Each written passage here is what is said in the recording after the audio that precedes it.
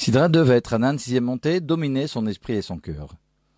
Le premier paragraphe du schéma récité chaque matin et chaque soir se trouve dans notre sixième montée.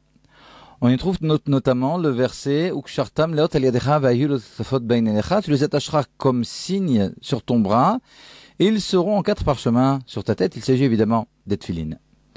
On peut remarquer que la Torah utilise 2 termes distincts pour les tefilines du bras, pour lesquels il est dit tu les attacheras, et pour ceux de la tête pour lesquels on trouve et ils seront en 4 parchemins.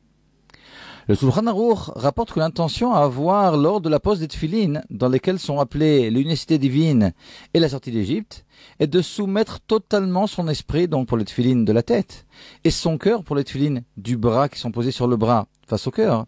Donc soumettre totalement son esprit et son cœur à Kadosh Baruch Hu, à Dieu, ça c'est l'intention que l'on doit avoir lorsque l'on met les tefilines, afin d'avoir constamment le Créateur à l'esprit et de modérer ses passions.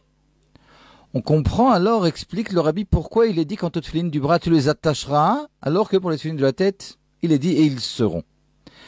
Changer totalement ses passions en un intense amour divin n'est pas donné à tous. C'est le travail des tzadikim.